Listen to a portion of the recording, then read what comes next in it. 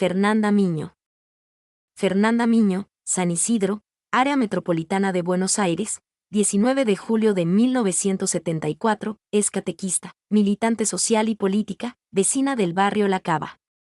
Es la primera villera secretaria del Estado Nacional Argentino y presidenta del FISU, Fondo de Integración Socio-Urbana.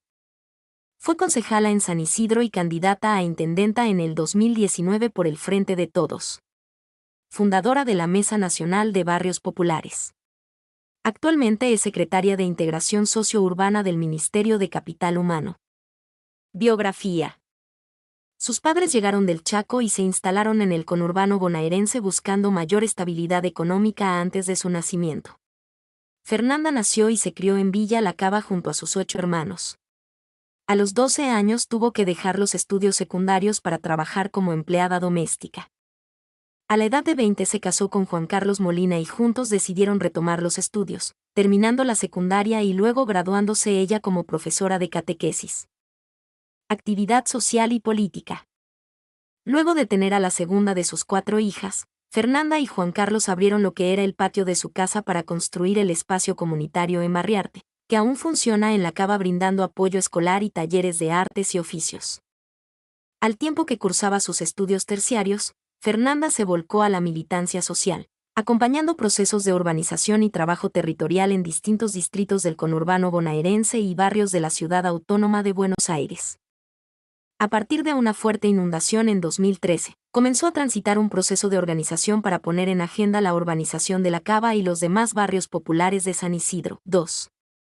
En 2016 coordinó el Relevamiento Nacional de Barrios Populares, RENAVAP, en San Isidro, impulsando la creación de la Coordinadora Barrios en Red y del Movimiento de Trabajadores Excluidos, MTE, en el distrito.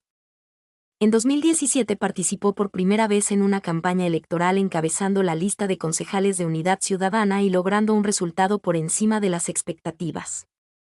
En el 2018, en el marco de la experiencia del RENAVAP, surge la Mesa Nacional de Barrios Populares que nuclea a referentes de todo el país de las organizaciones sociales Confederación de Trabajadores de la Economía Popular, Corriente Clasista y Combativa, Barrios de Pie, Techo y Cáritas. Fernanda se incorpora en representación de la MTE-YAP y desde allí impulsa un programa para la integración social y urbana de todos los barrios del país. En el Honorable Consejo Deliberante de San Isidro, donde trabajó con asistencia perfecta, Miño presidió el bloque de Unidad Ciudadana y en 2019 logró unificar el trabajo legislativo del Frente de Todos, espacio por el cual fue precandidata a intendenta. Ese mismo año consiguió impulsar y aprobar una ordenanza que genera un marco legislativo para avanzar en la integración sociourbana de todos los barrios populares de San Isidro. ¿Cómo surge tu historia? ¿Quién es Fernanda Miño? Soy la hija del medio, de 9 hermanos. Mis viejos son chaqueños, aunque hoy no están físicamente presentes. Sin querer me mostraron mucho de la militancia, por su condición de luchadores, desde su humildad y pobreza. Hoy tengo 48 años y me encuentro al frente de la Secretaría de Integración Socio-Urbana, SISU, pero no dejo de mirar hacia atrás, no dejo de tener todo eso en cuenta. Frente a las urgencias de la gestión, mi historia me ayuda a entender el rol que desempeño. Muchas veces me digo, la funcionaria pública con tantas responsabilidades es la misma pibita que jugaba en el basural que estaba en la puerta de su casa. ¿Naciste en Chaco? No, nací acá, en San Isidro. Mis padres se conocieron en uno de los barrios donde recientemente hicimos obras.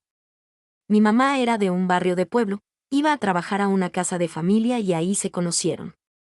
Mi viejo venía de Isla del Cerrito, una localidad isleña de Chaco. Vivían de la caza, la pesca, la siembra. Más tarde, a mis padres les va a llegar el peronismo como parte de la visibilización de los que nunca tuvieron nada. Pero fue acá donde nací y crecí, en Villa La Cava. Hice la primaria en una escuela del barrio. Me gustaba ir al colegio, fui abanderada, era muy aplicada.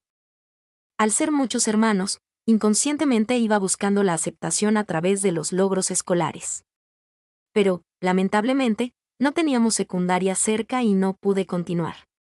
Recién pude terminar la escuela años más tarde. Dijiste que a tus padres les llegó el peronismo, ¿a qué te referías? A los que vivimos en los barrios más humildes, en general, la política nos pasa por el costado. Mis viejos eran jóvenes cuando llegó el peronismo. Les llegaba el pan dulce, la sidra, la ropa, los juguetes. No hay mucha historia escrita sobre el peronismo desde los barrios más pobres. El peronismo fue asistencia directa que llegó a lugares muy alejados. Perón y Eva se acordaron de ellos, de los olvidados. El peronismo se hizo carne en mi familia. Mi papá hablaba de Eva y Perón y se ponía a llorar. Me fui enamorando de eso, del cariño y la pasión que me transmitieron. La importancia histórica del peronismo recién la entendí cuando hice el secundario de adultos. Hasta entonces sabía que era peronista porque lo sentía en la piel. ¿Cómo llegaron tus padres al barrio La Cava de San Isidro? Estaban atravesando un momento muy difícil. Se habían ido a vivir a la isla, con mi abuela Ramona. Para darse una idea, cuando hacía frío, la forma de calentarse los pies era con el pis del caballo. Pero ellos estaban enamoradísimos. Mi abuela tenía un carácter muy fuerte. Se ocupaba de las tareas más duras. Cuando mi mamá quedó embarazada otra vez, la quiso obligar a abortar. Y a mitad de la noche, mis papás huyeron en una canoa por el Paraná. Imaginen la escena, mi abuela enojadísima desde la orilla. Fueron a la casa de unos parientes, en Corrientes. Ahí les dijeron que en Buenos Aires había trabajo. Nuestro destino era el barrio, la villa. No solamente vinieron sufriendo la falta de trabajo, sino también el desarraigo. Al principio no la pasaron bien. Vinieron con una mano atrás y la otra adelante. Mi viejo consiguió trabajo en el puerto como estibador y fue aprendiendo el oficio. Tuvieron que arreglárselas. En aquel tiempo, La Cava era muy diferente. La familia se instaló cerca del pozo, donde se formaba una especie de laguna. De ahí sacaban la tierra para hacer ladrillos. Hicieron una casita, después tomaron un terreno y lo fueron cercando. Esa fue nuestra primera casa de madera. Con el tiempo nacieron los hijos. ¿Y cómo fue crecer en el barrio? Fuimos felices. Sufrimos muchas necesidades, pero comíamos y estábamos sanos. Esperábamos los días de lluvia, porque se inundaba y jugábamos, como si fuera una pileta. Otras veces, íbamos caminando descalzos al colegio. Antes de llegar, cada uno se lavaba los pies y se ponía las zapatillas para entrar. Íbamos naturalizando todo eso. Al estar tan generalizada la pobreza, no lo sentíamos como una carencia. No teníamos con quién compararnos. También recuerdo, en plena dictadura, salir de casa para el colegio y estar rodeados de militares. Entraban y revolvían todo. Teníamos la foto de Eva con chinches en la pared. Recuerdo a mi mamá guardándola rápido. El que se involucraba un poquito desaparecía, o al menos eso fue instalándose en el imaginario de los barrios. A los 13 años ya estaba trabajando como empleada doméstica. Y a los 15 empecé con cama adentro. Recién a los 18 años, cuando nos conocimos con Juanca, mi compañero, empecé a soñar con tener una casa de ladrillo. Uno empieza a pensar en el futuro cuando nace el amor, al querer conformar una familia. Los curas de la parroquia del barrio nos fueron acompañando mucho, nos decían cosas importantes. Fórmense, las cosas no están bien, ¿por qué no terminás el secundario? Y de a poco, nos fuimos sumando a la pastoral. ¿Qué fue lo que te convocó a participar de la iglesia? En mi familia no teníamos mucha vida social. La rebeldía pasaba por ir a hacer catequesis. Nos hicimos catequistas de la parroquia Nuestra Señora de la Cava, y no nos pudimos desenganchar más. A medida que vas asumiendo libertades, escuchando otras voces, surgen nuevos desafíos. En mi caso, quería seguir trabajando, quería estudiar.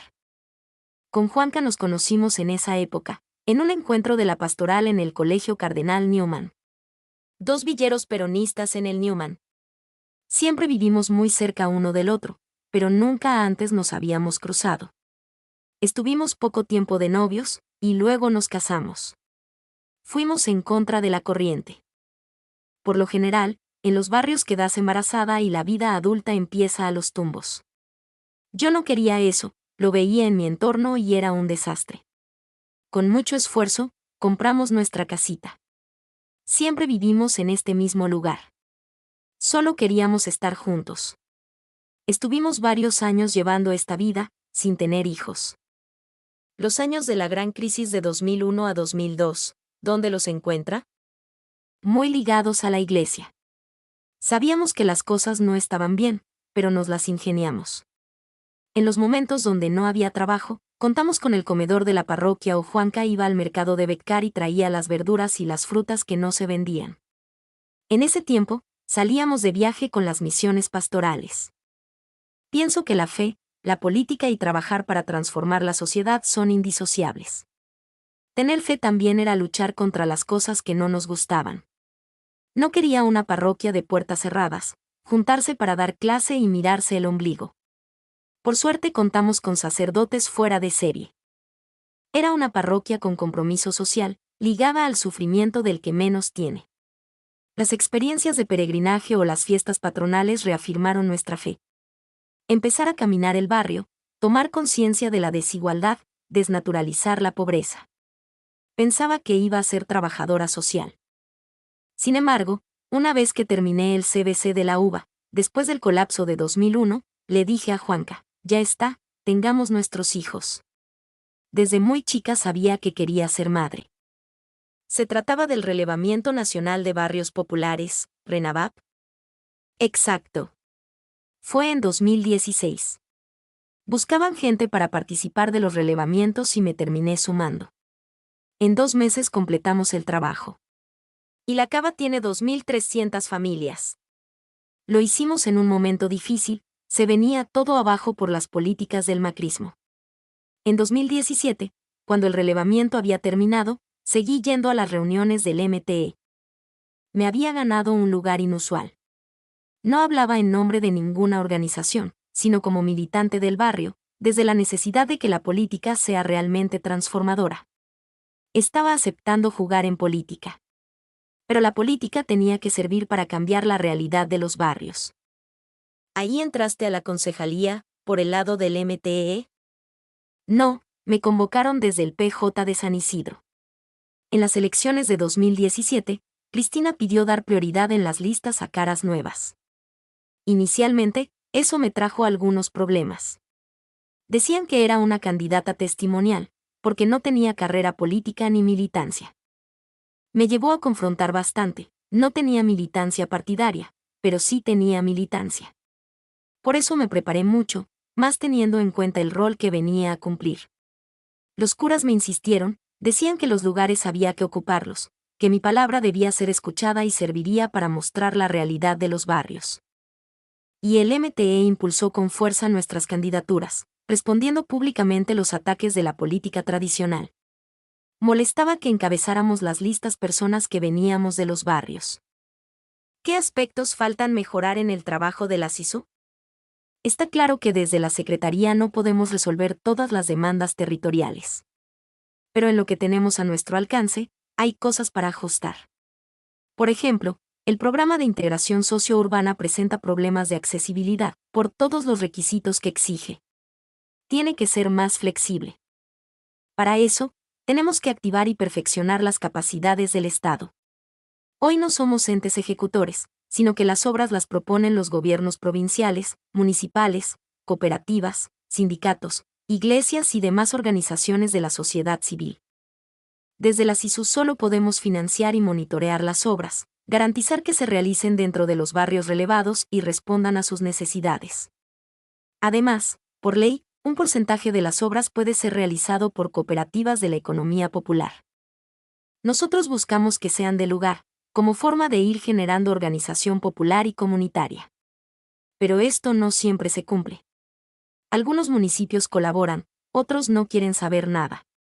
También nos obsesiona la cuestión del mejoramiento habitacional para los más pobres, para lo cual lanzamos la línea Mi Pieza. Se trata de un subsidio, sin reembolso, para realizar obras en los hogares, destinado a mujeres de barrios populares. Por último, como estrategia para permitir el acceso a la tierra, pusimos en funcionamiento el programa para proyectos de lotes con servicios. ¿Y cómo viene la implementación de este programa? En algunas provincias comenzó a ejecutarse desde 2021 en base a terrenos provinciales. Ahora estamos gestionando la cesión de tierras nacionales en distintos puntos del país. La llave de acceso al lote con servicios es el certificado de vivienda familiar que se emite por el ANSES y se otorga a quienes viven en barrios registrados en el RENAVAP. El avance de este programa permitirá prevenir las ocupaciones, que suelen ser muy criticadas por todo el arco político. Además, estamos autorizados por ley a adquirir tierras privadas para la producción de nuevo suelo urbano. Desde el lugar que hoy ocupas como funcionaria pública, ¿cuál es tu mirada de la política y del rol que pueden cumplir las organizaciones sociales? Como dije, hace unos años me sentía ajena tanto a la política como a las organizaciones. No provengo de la política profesional. Tuve que aprender mucho caminando y a la fuerza. El eje siempre fue ayudar a mejorar la realidad de la gente más humilde. Me sigue doliendo eso. Desde los movimientos hemos hecho bastante por mejorar la situación de los excluidos, pero falta mucho. Y desde la SISU, en estos 3 años, hicimos mucho también. Los intendentes de todo el país lo saben. Aunque queda muchísimo por hacer. Mi trabajo al frente de la SISU y del FISU está al servicio del pueblo, en su conjunto. Como servidora pública tengo muy en claro cuál es nuestra misión y por eso nunca, trabajamos en función de grupos o espacios políticos. Podés recorrer cada provincia del país y vas a encontrar obras de integración en marcha, porque con este equipo maravilloso le damos la misma seriedad y dedicación a cada proyecto que nos presentan, sin distinciones. Siempre lo digo, la necesidad y la urgencia de nuestros barrios no tienen color político. Y esa urgencia es la que me sigue movilizando, el sufrimiento de quienes son vulnerados en sus derechos. Sigo viviendo en La Cava, en el mismo barrio y casa donde comenzamos con Embarriarte. Nuestro discurso no debe perder de vista el lugar que pisamos. De lo contrario, la gestión te va sacando sensibilidad, te vas disociando de la realidad, y el discurso termina diluyéndose y perdiendo efectividad. Para eso, los lugares de la política deben ser ocupados por quienes viven y sienten los problemas concretos de los más humildes, porque si las problemáticas te atraviesan todos los días, si tenés oídos atentos a las necesidades reales de los que menos tienen, es más probable que trabajes desde el Estado para la transformación social. De la mano de la organización popular. La integración sociourbana son obras para los barrios, pero también es fortalecimiento de los procesos de organización popular y comunitaria. Mi nombre es Demim. Soy tu asistente personal. Mi sitio en internet es demim.es.tl.